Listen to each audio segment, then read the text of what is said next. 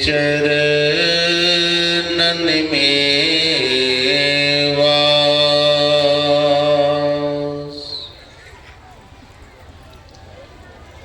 करुणा के अवतार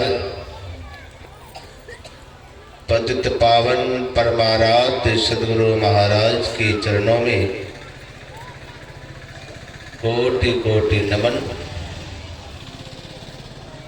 उपस्थित सत्संग प्रेमी माताओं बहनों,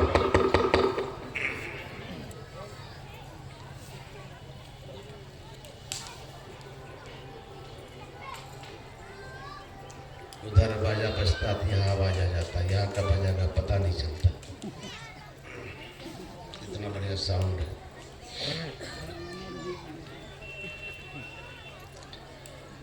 अभी सुन रहे थे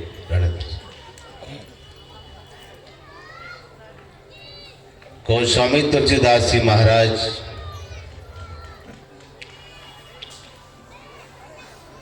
द्वारा रचित रामचरित मानस सार सटीक से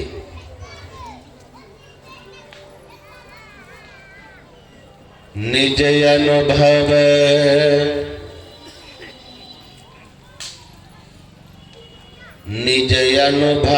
अब कहो खगेसा, बिनु हरि भजन ना जाहि कलेसा। हे पक्षीराज, गरुड़ जी और काकभूषुंड जी का संवाद है। काकभूषुंड जी गरुड़ जी से कहते हैं, हे पक्षीराज, मैं अपना अनुभव सुना रहा हूं, मैं अनुभव की बात बता रहा हूं। क्या कि कोई अगर दुख का अंत करना चाहता है, कलेश का अंत करना चाहता है, तो परमात्मा की भक्ति करना ही पड़ेगा। एक नौजवान रहिए, वो युवक सब बच्चा तो 8-10 ठो मिलकर झुंड बना लिया है, वो चारों तरफ घूमता है, गप करता है।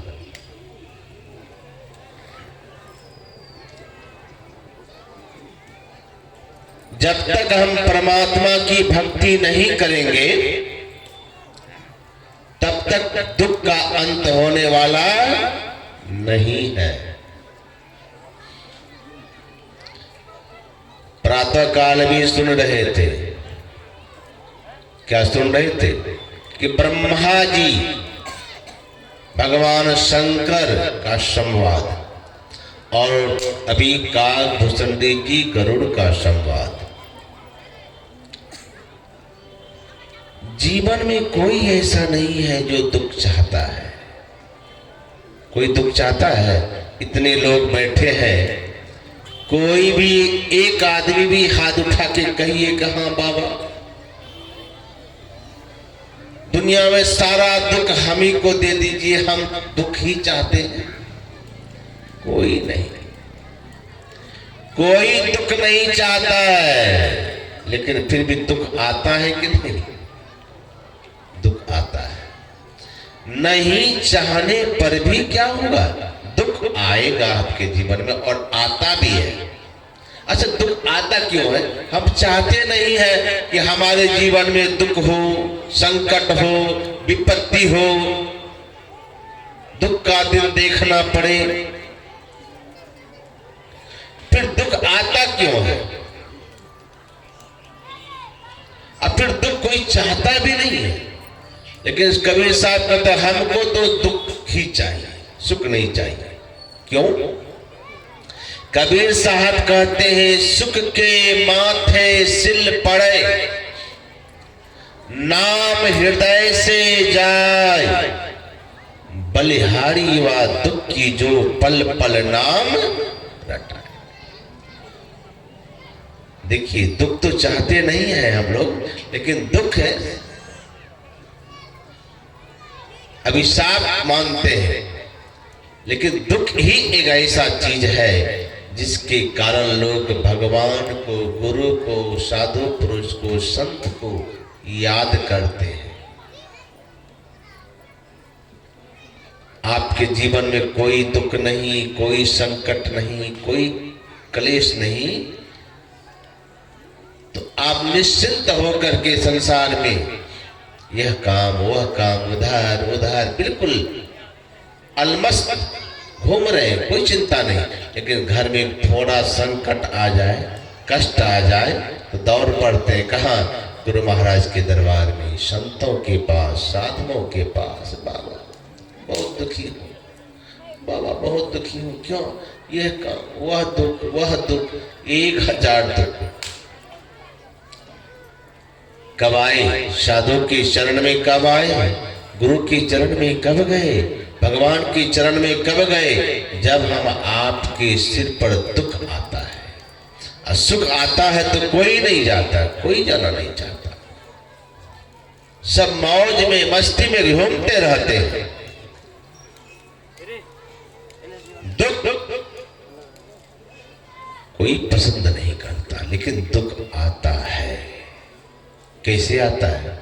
अरे जैसे हम आप दुख नहीं चाहते हैं, दुख आता है तो सुख भी आएगा। नहीं भी चाहेंगे फिर भी सुख हम आपके जीवन में आएगा, सुख आएगा। लेकिन अंत कैसे होगा? आना जाने से काम नहीं चलेगा। यहाँ का दुख का अंत होना चाहिए।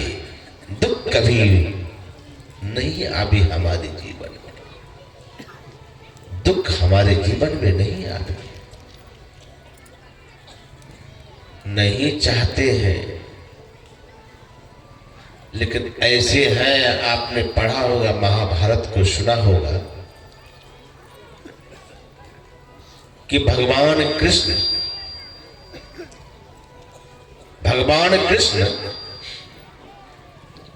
पांडव के साथ थे, हमेशा पांडव के साथ रहा करते थे।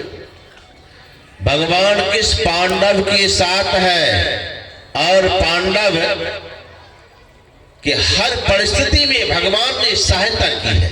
हर परिस्थिति में कितना बड़ा से बड़ा दुख भी आ जाता था, फिर भी भगवान उस दुख को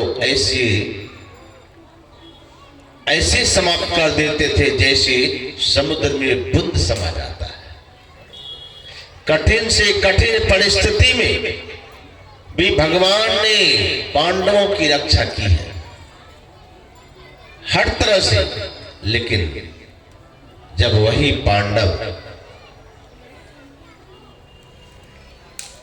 कौरवों पर विजय प्राप्त किया है और युधिष्ठिर महाराज राज गद्दी पर आसीन हुए हैं, तो भगवान कृष्ण मन में सोचने लगे कि अब तो पांडवों का दुख समाप्त हो गया, अब पांडवों के पास रहना जरूरी मैं नहीं समझता हूं, अब रह के क्या करूंगा। इसलिए अच्छा होगा कि मैं यहां से द्वारिका चला जाता हूं। जब यह बात पता चला पांडव को कि अब भगवान कृष्ण हम लोगों को छोड़ करके द्वारिका जाने वाले हैं, तो पांडव लोग उदास हो गए, चिंतित हो गए। इतने दिनों तक प्रभु साथ रहे, लेकिन अब हम लोगों को छोड़ करके भी द्वारिका जाने वाले हैं, द्वारिका जाने वाले हैं। लेकिन रोक भी नहीं सकते थे। तैयारी हो गई, भगवान कृष्ण रथ पर बैठे और रथ पर बैठने के बाद जैसे रथ अब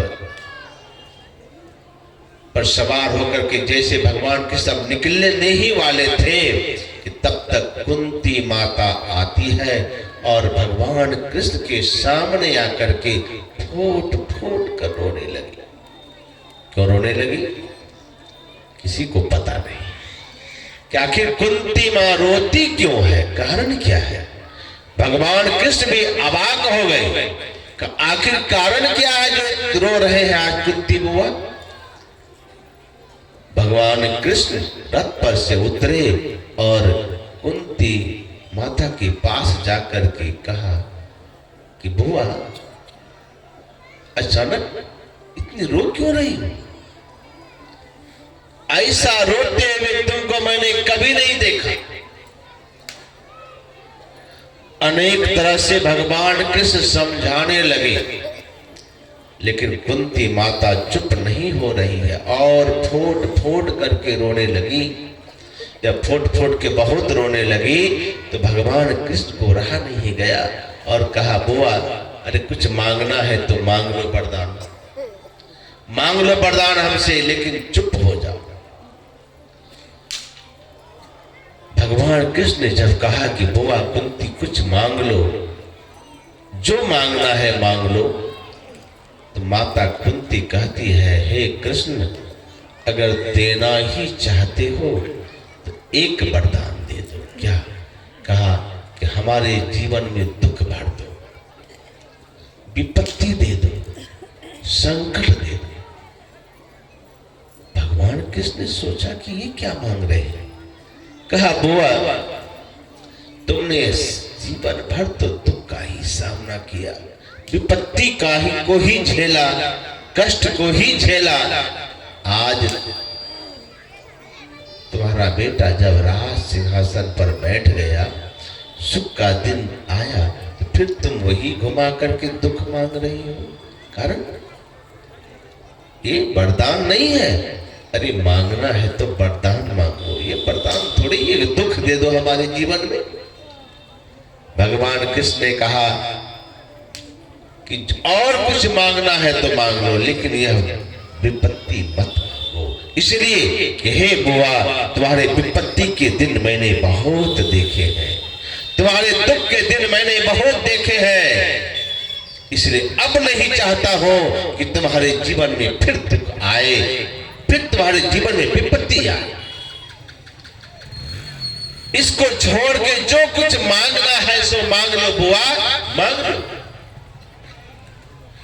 माता कुंती कहती है कि हे कृष्ण अगर देना है तो हमको यही वरदान दो, वरना हमें दुनिया में कुछ भी नहीं चाहिए। तो भगवान कृष्ण ने कहा, ऐसा क्यों मांगती हो बुआ, बार बार की विपत्ति दो, विपत्ति दो, दुख दो, क्यों? माता कुंती कहती है, कृष्ण इसलिए मैं मांग रही हूं कि जब जब मैं दुखी थी, मेरा बेटा संकट में था, हमारे बेटे मौत के मुंह पे खड़ा था, दुख मंडरा रहा था मेरे सिर पर, मेरे बेटे के सिर पर, तो मैंने देखा है कृष्ण कि तुम कठिन से कठिन परिस्थिति में भी मेरे बेटे के दुख भी साथ रहे और मेरे भी साथ रहे। जब जब हमारे पास दुख, तब तक तुम मेरे साथ। देखो समय बदल गया ना, हमारे जीवन से दुख विदा हो गया और थोड़ा सा सुख तो आया है। मेरा बेटा राज सिंहासन पर क्या बैठा, अभी तो सुख की शुरुआत भी हुई है दिन का, लेकिन देखो कि तुम मुझे और मेरे बेटे को छोड़ करके द्वारिका जाने लगे, तो मैं सोचने लगी इतने दिनों से कृष्ण तो हमारे साथ थे, आज कृष्ण द्वारिका क्यों जा रहे हैं? तब मैंने देखा, ओहो एक कृष्ण ने देख लिया कि अब हमारे बुआ के ऊपर में कोई कष्ट नहीं, पांडवों के ऊपर में कोई कष्ट नहीं, तो अब रह के यहाँ क्या करूं? मतलब मेरा कष्ट का अंत, मेरे दुख का अंत और तुम्हारा जाना निश्चित। मतलब जब जब हमारे अंदर हमारे पास दुख था, तुम भी हमारे पास थे। मैं समझ गई कृष्ण, मैं समझ गई, यही समझ गई कि तुम दुख के साथी हो, सुख के साथी नहीं, सुख के साथी नहीं हो। आज सुख का दिन आया, थोड़ा सा खुशी का दिन आया, तुम मुझे छोड़ के जा रहे हो ना, इससे अच्छा तो दुखी था ना कृष्ण कि हमेशा तुम मेरे साथ में रहा करते थे। इसलिए हे कृष्ण वरदान ही देना है तो दुख का वरदान दो, विपत्ति का वरदान दो। जब तक हमारे पास विपत्ति रहेगी तब तक तुम हमारे साथ रहोगे, श्री सद्गुरु महाराज की जय। तब तक तुम हमारे साथ रहोगे। इसीलिए मैंने कहा कि हे कृष्ण, देना है तो दुख दो, वरदान में यही मैं चाह रही हूं। भगवान कृष्ण ने कहा